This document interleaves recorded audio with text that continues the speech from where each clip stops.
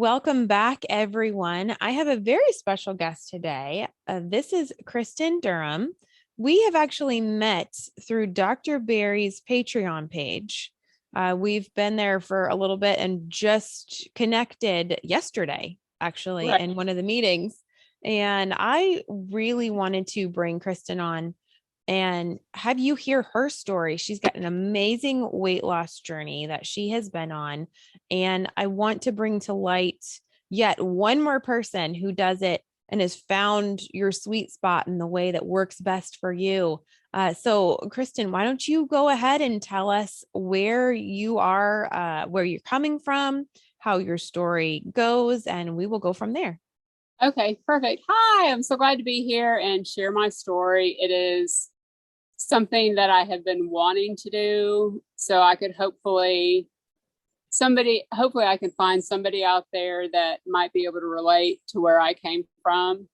Because honestly, until I found Dr. Barry and the Patreon group, it's been a lonely journey because not that many people understand like what I've been through and my new way of life.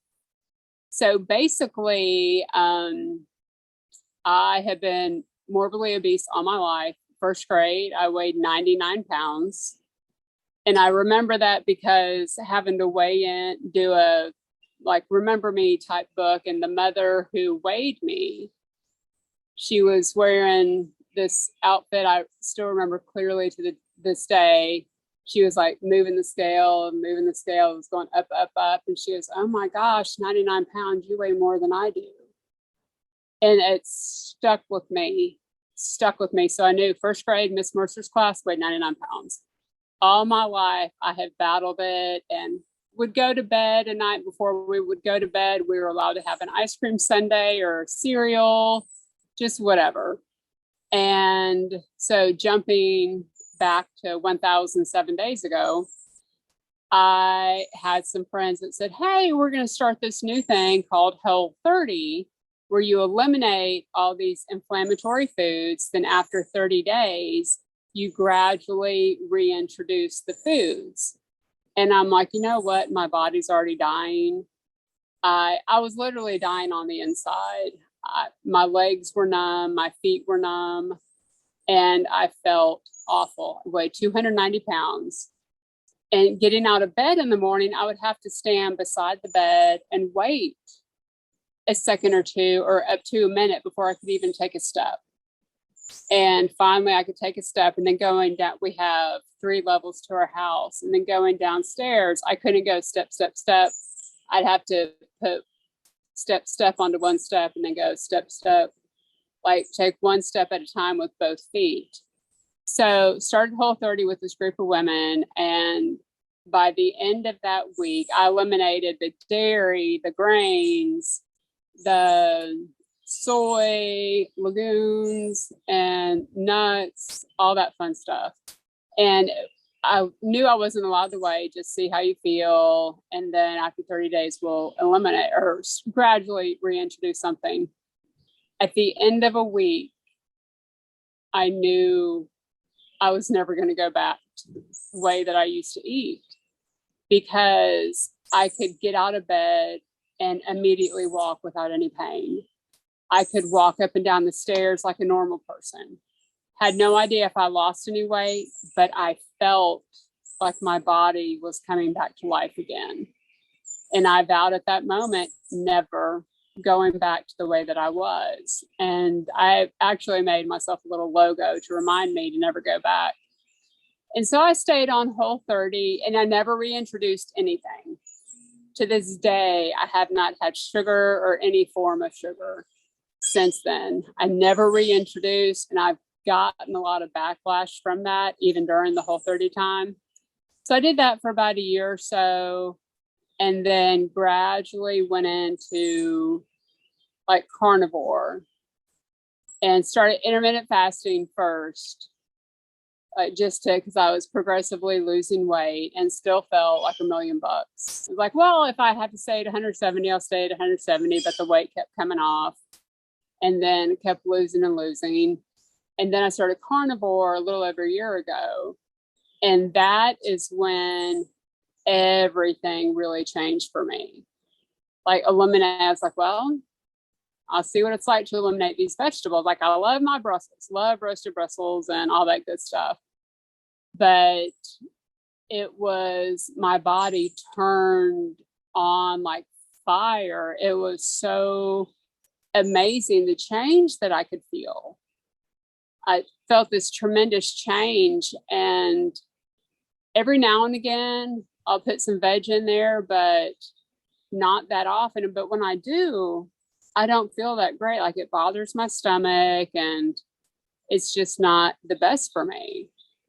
So carnivore, I'm 100% carnivore, do like one meal a day because that's easiest for me with my schedule.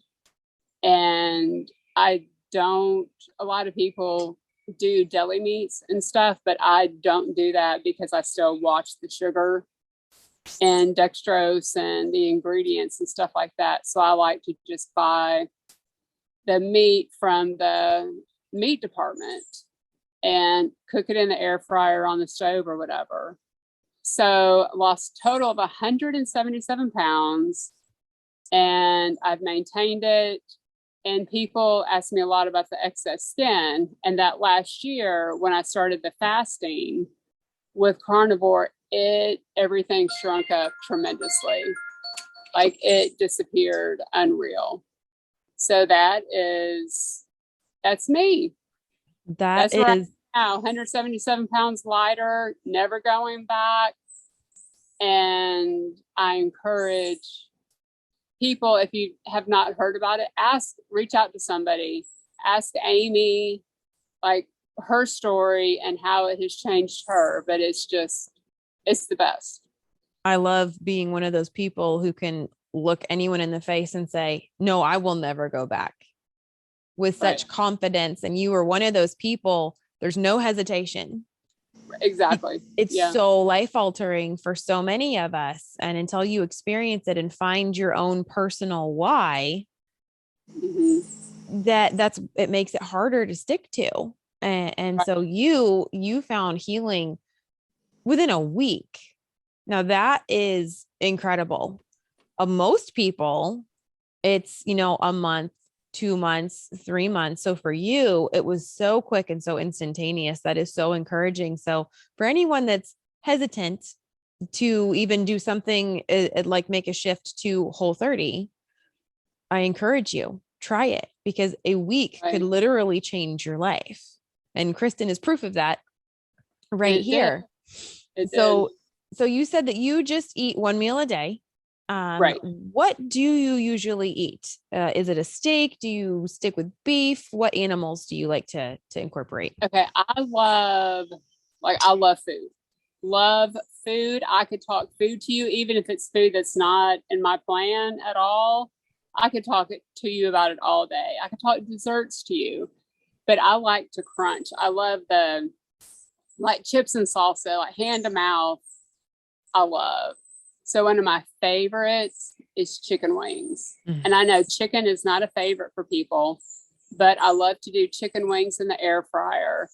I love ribeyes, and chuck eyes is like another one of my favorites that I love to get because it's so inexpensive, but it's so good.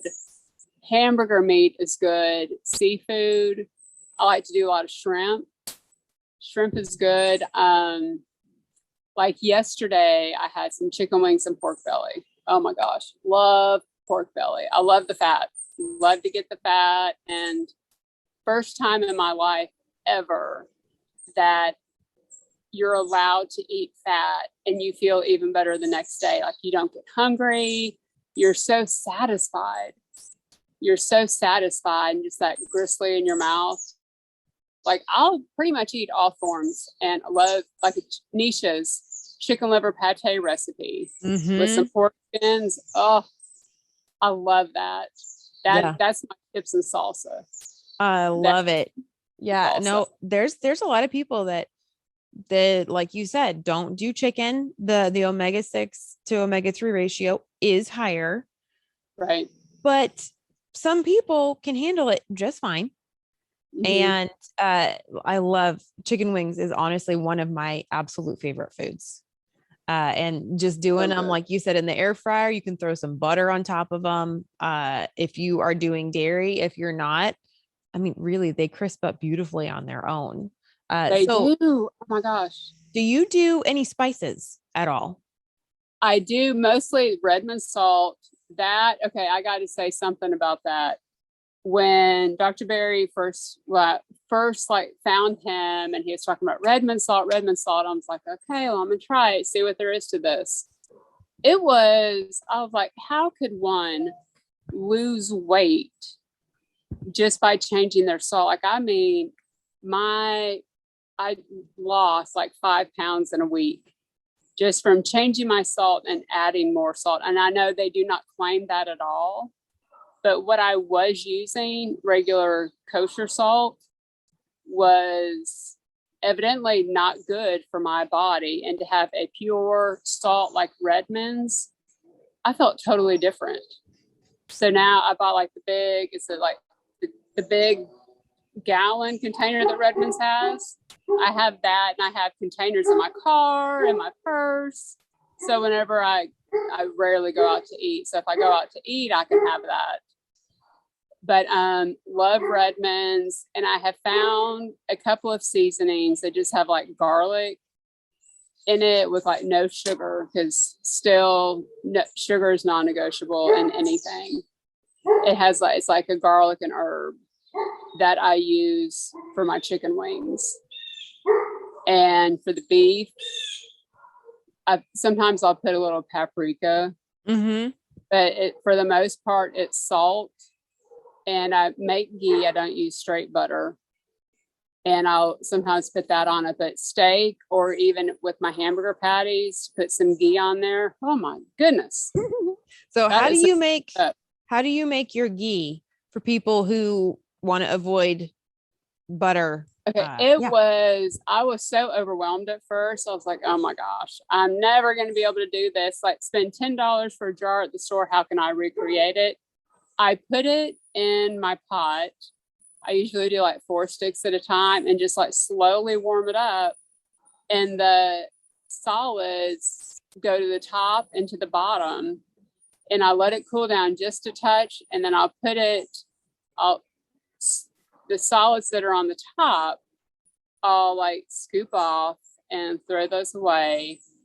And I have my mason jar with cheesecloth. I have like 4 layers of cheesecloth on it, and then just pour it through there. And I'm very careful with the solids in the bottom, not to let it go in. But if it does, the cheesecloth will catch it. And that's it. And I let mine get to a light brown color, so it gets that nice toasty nutty flavor. Yes. It's good. I add it to my coffee. I love it. I love browned butter, which I mean is just, it's ghee, at that point in time. The flavor is incredible. And you put it on the steaks, and game changer. A woman after my own heart. I love it. We need to get together. I need to come up there and hang out at the farm, but we can just cook. Yeah, exactly. We'll cook all kinds of stuff. We're actually getting a cow delivered, a cut up one. Delivered today. We buy a whole cow every 3 to 4 months. Oh, wow. Because I've got so many children and we all eat pretty low carb. And so it's like, we eat a lot of meat. So we go through a lot. That's something I want to do. I have lots of friends that just bought land. And I'm like, okay, can I buy a cow and like raise a cow on your land to have it processed? And they're like, really? I'm really? Like, 100% really. Yeah. Yep. I will pay for, I will pay for the upkeep and everything. And then know what's gone into the cow and exactly what hasn't. So it's amazing. It's amazing. Yes. I love it. We will absolutely have to do that someday. So speaking of family and friends, is there anyone else in your circle who eats the way that you do, or are you a lone star over there by yourself? I have a couple of friends that are very supportive, that have encouraged me, and they have also like very much so changed their way of eating. But like in my household, I'm alone in the journey, and it's hard. It's hard, and they don't think it's the best thing. They think I'm being ridiculous. But my older daughter, who just got married, she is on a higher protein diet. So now she understands. But my younger daughter, who's 13, like, I'm encouraging her, like, you need to don't eat the bread. Yes, you can go to Five Guys or whatever, but just don't eat the bread. Don't eat the bread. I'm trying to encourage her, but she still has her snacks and everything. But yeah, I'm kind of the lone duck. And other than having a couple of friends that support me, it's just, they eat healthy, but why? I don't understand why you're not eating your plants. You got to have plants to survive. And they're so healthy for you, right? Oh, exactly. Oh my goodness. Exactly. And then I've even tried to say, well, everything has been processed so much. It's been modified so much that 10 years ago, you could have like a cup of carrots and get all these vitamins out of it. But now you can have a cup of carrots and it is a fraction of nutrients compared to what it used to, just because it's not real. Mm-mm. It's not real. It has changed. And my eyes were really opened. I shared with you briefly that we adopted and from Ukraine, and we spent time in Ukraine. And typically, like, my blood sugar when I was obese would rise and fall so fast. Like, I could have a piece of bread and then 20 minutes later, I want to take a nap. And when we were in Ukraine, their food there, it is illegal to have anything modified. The wheat stalks are like 10, 20 feet tall, the way that they should be. And bread and butter is one of their big things. We stayed at my daughter's orphanage, and of course, bread's so inexpensive. There's bread everywhere. I could have bread and not be fazed at all. Like, I actually felt better. But the food there, their fruits, their vegetables, their grains, tasted like the food that we had when we were little.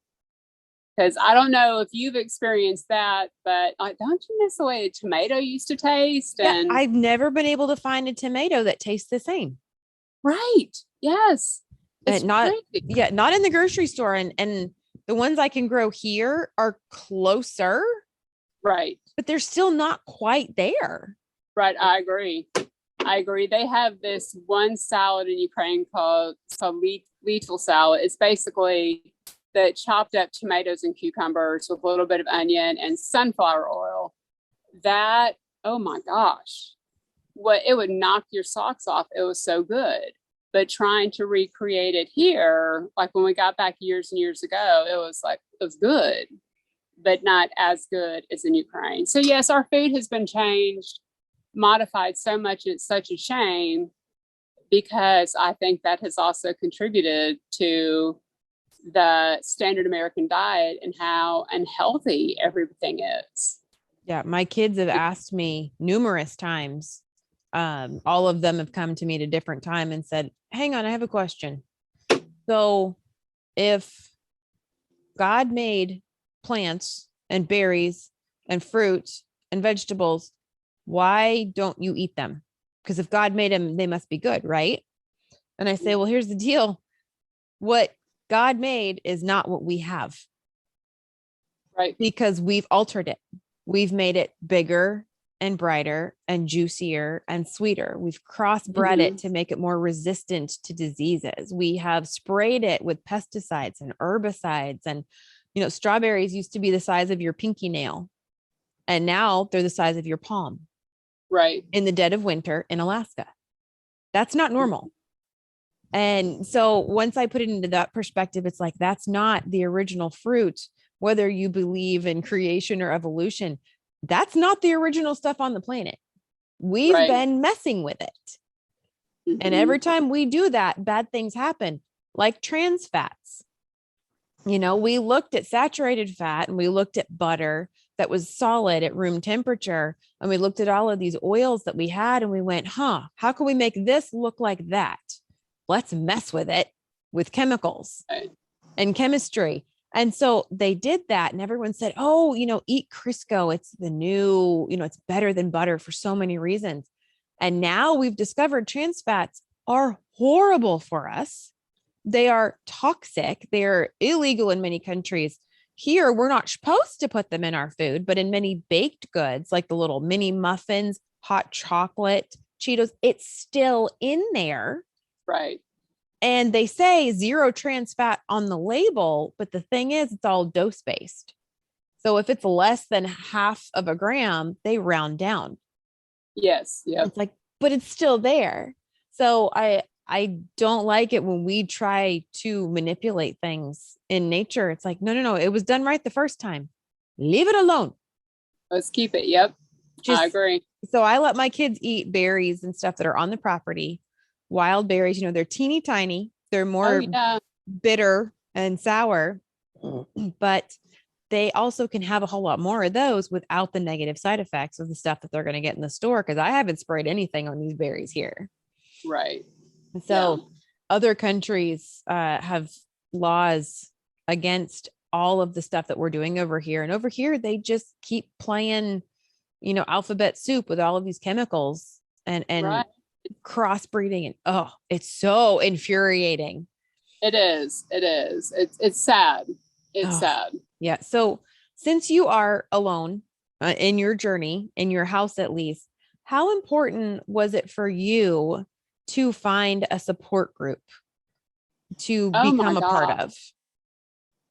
It's very important because it's,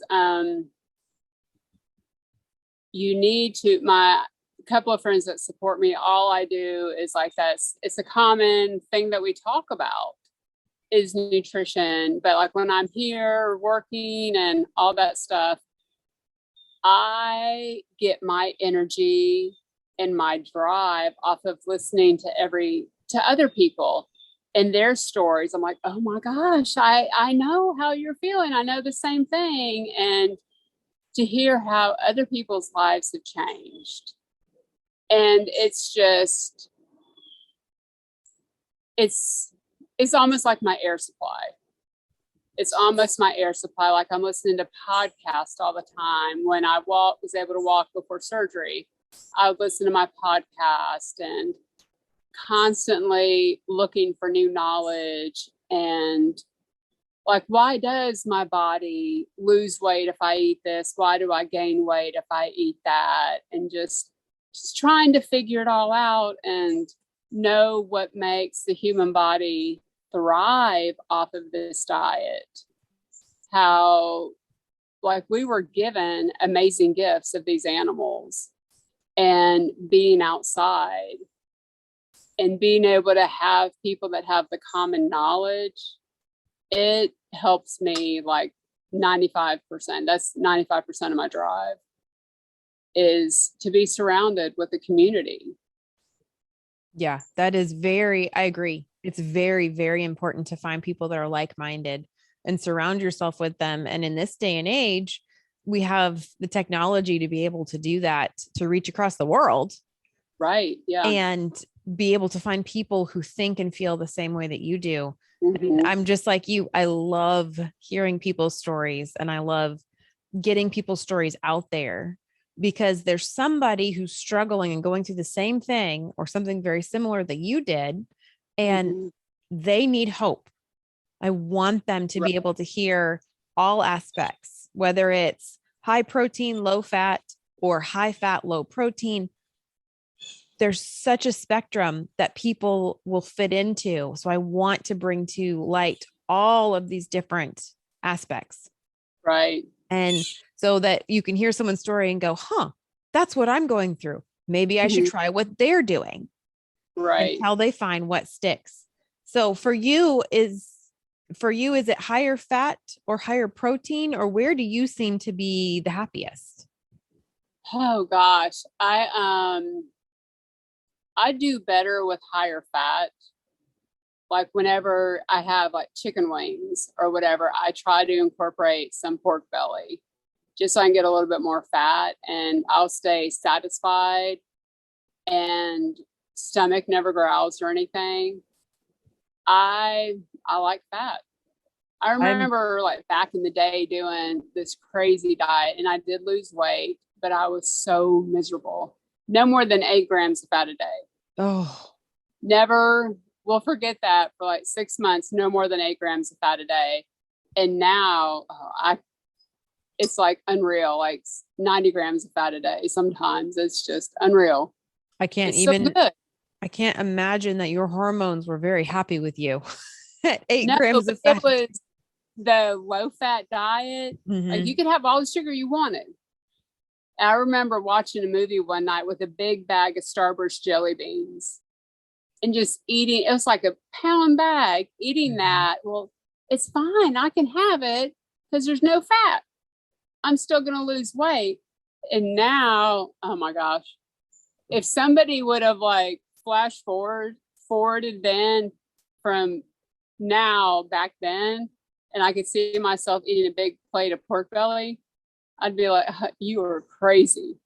You Probably are would have given crazy. yourself a heart attack. Oh, literally, yes. Yes. But yeah, I like typically 1-to-1 ratio, sometimes a little bit more fat, but I love the fat. I'm with you 100%. My brain loves the fat. Mhm. And I don't worry about it. So many people are so programmed to be afraid of fat, Right. and Yeah. don't fear the fat. That is not the problem. Your fat creates your hormones. It helps regulate your hormones. Don't be afraid of the fat. That is the takeaway from Right. today. Yeah, exactly. We need to make a shirt. Don't fear the fat. Don't fear the fat. Don't do it. I like that. Okay, let's do it. So the other thing you mentioned, you're working a little bit ago.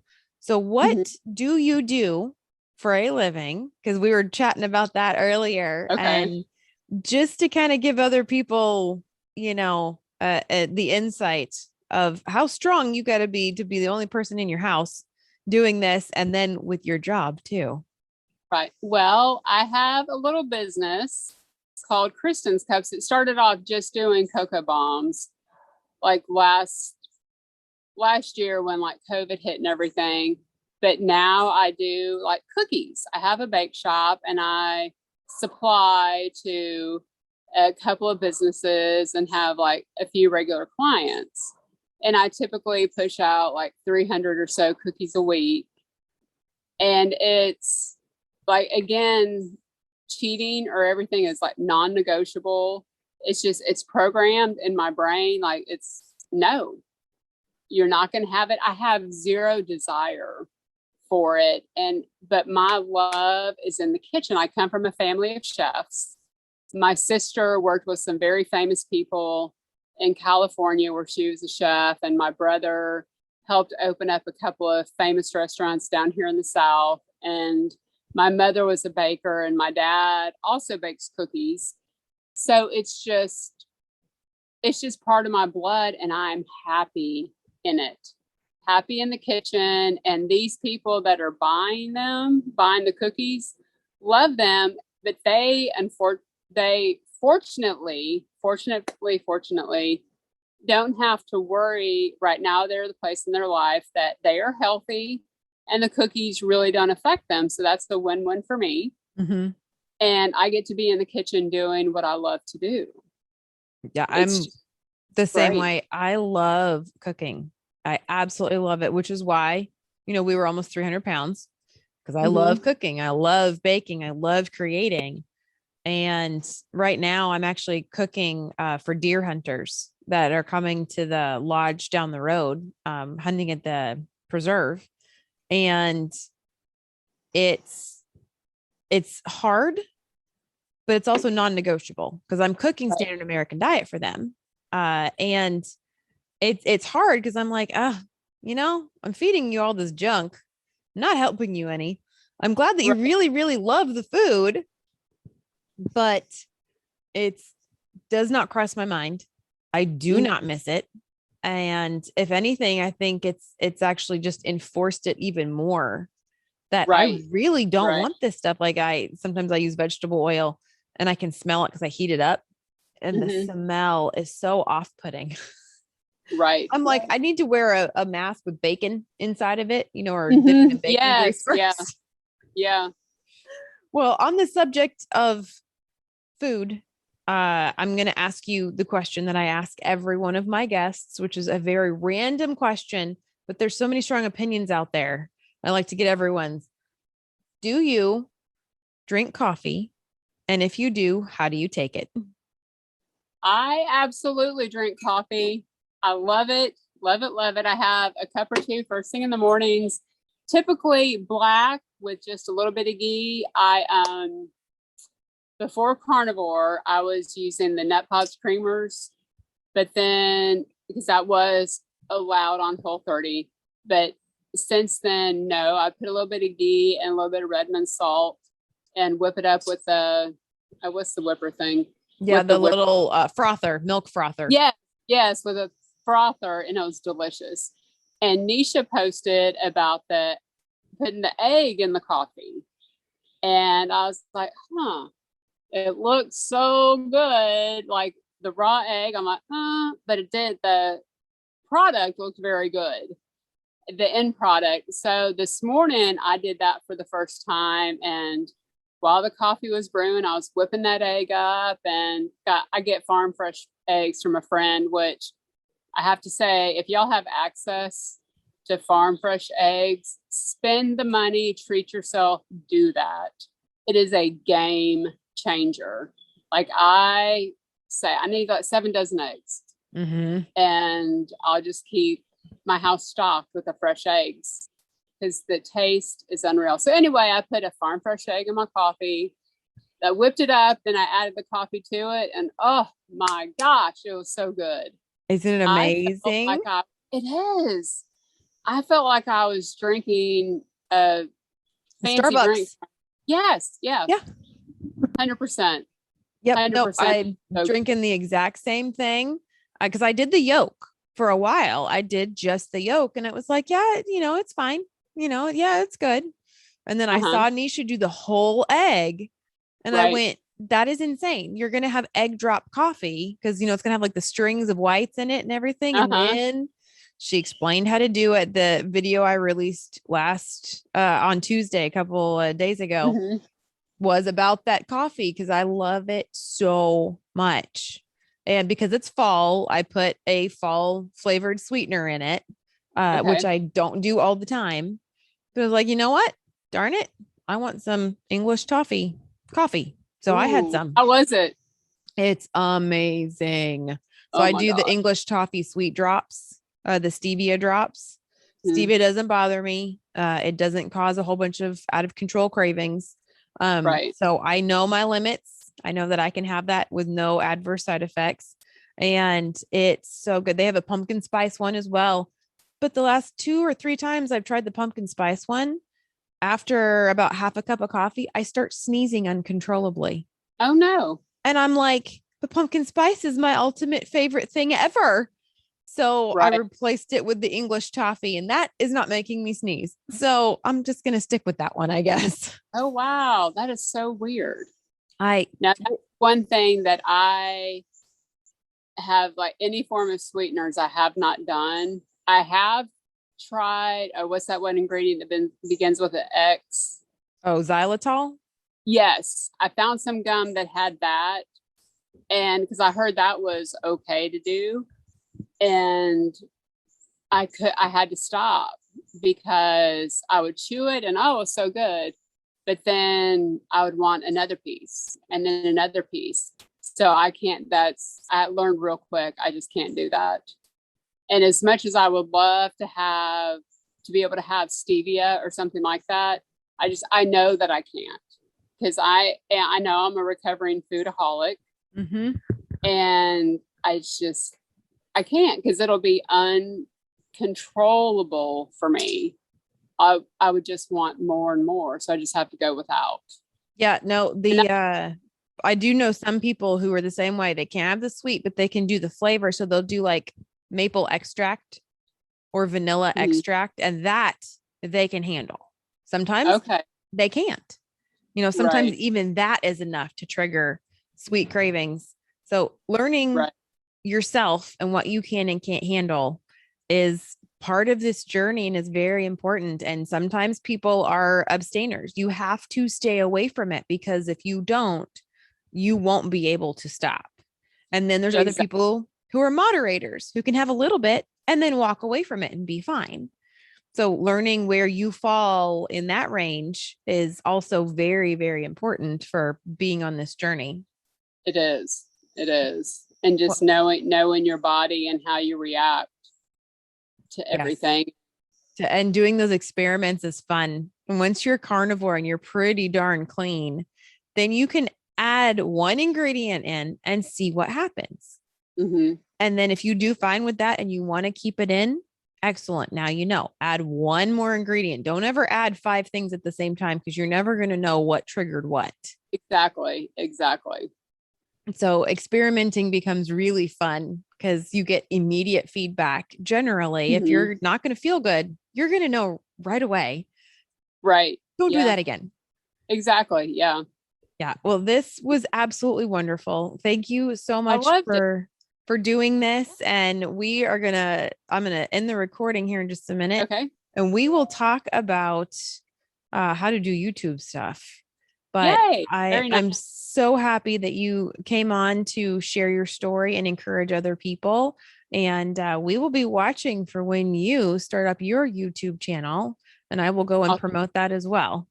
Awesome. Thank you so much. I had the best time talking to you, and thank you for sharing all of your knowledge with me too.